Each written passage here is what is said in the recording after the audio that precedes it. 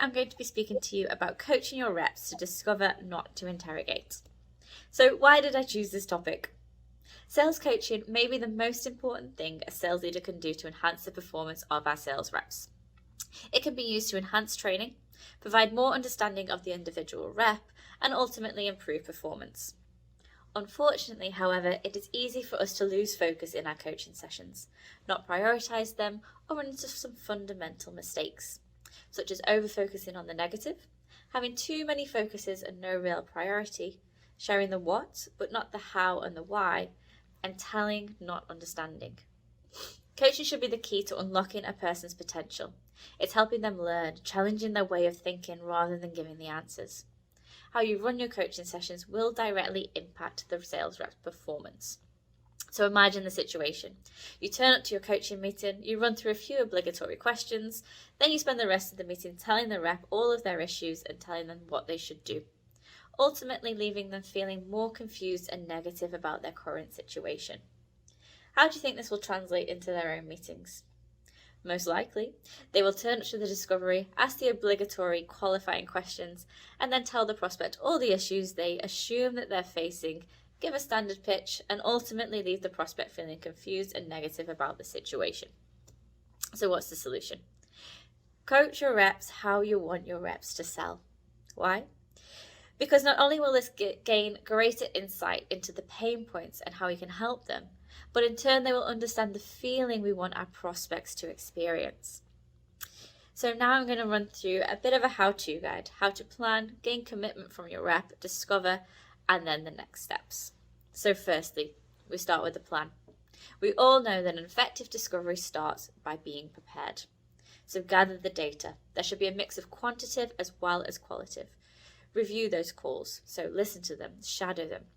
Differentiate. So what is the current reality of the individual and what is their potential? Where do they sit within the team? What is their current tenure and experience level? Highlight successes as well as developmental points. Pick a focus, something that is a priority, but also easily digestible. And then we come to learnings. What do you need to understand from the rep around that focus point? And then finally, what outcomes and accountability might we suggest our reps start with? We then tailor this to the rep by understanding their motivations and understanding their personality style to ensure that open communication.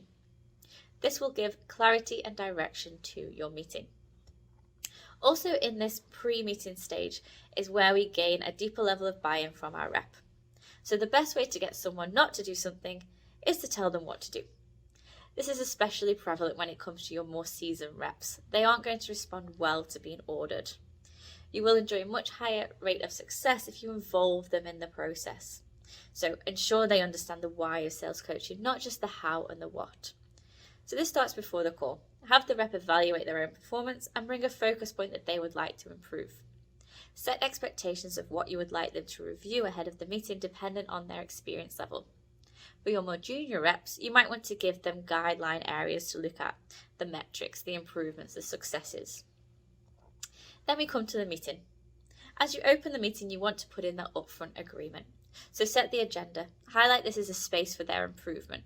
Outline what the meeting will include, what will be discussed, so the successes, the focus point, the developmental areas, and the outcomes.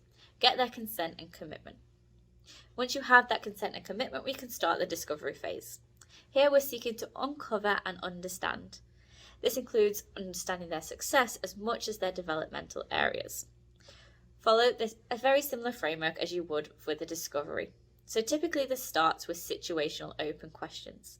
Have them outline their understanding of their current situation. What did they find from that self-evaluation? What are they proud of? What could they improve? What was their biggest win? And what is their biggest challenge? You're looking to grasp a surface level of idea of what they understand their situation to be. We can then focus our questions to uncover and probe into that pain. So let's say you've used a couple of calls and your focus point is their questions. You feel that their current level of questions is not allowing them to gain the insights they need to establish value with their prospects. So here, for example, you might ask, how do you feel about your level of questions currently?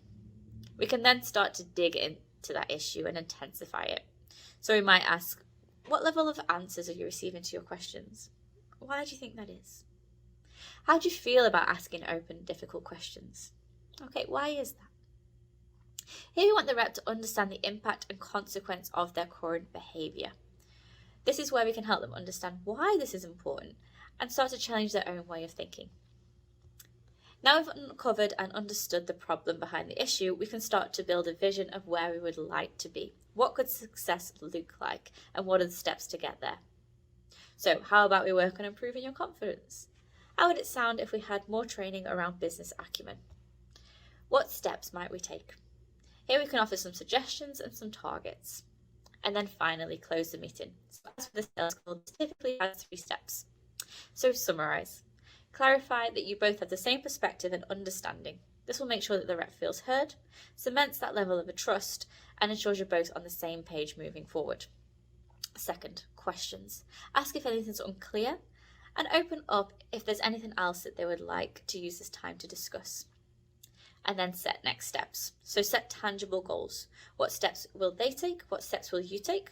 How will you measure the outcomes when you reconnect to discuss? So we've looked at a framework for how we can shape our coaching session. Now here's just a couple top tips for you to really enhance that. So watch how much you're talking. What do you recommend the talk time for your reps be in a discovery conversation? Probably less than 50%, right? Ask open questions. So use the TED framework. Tell me about the situation. Explain the impact of. Describe how you'd like to proceed. Have a recorded call to unpick and emphasize points. Focus on one improvement at a time. Don't forget to understand success in the same way and how you can further develop that. Practice radical candor. Understand what the long-term goals are for their development. Are you working towards that goal? And remember to focus on the why, then the how, and then the what. Thank you for having me speak today. It's been a pleasure.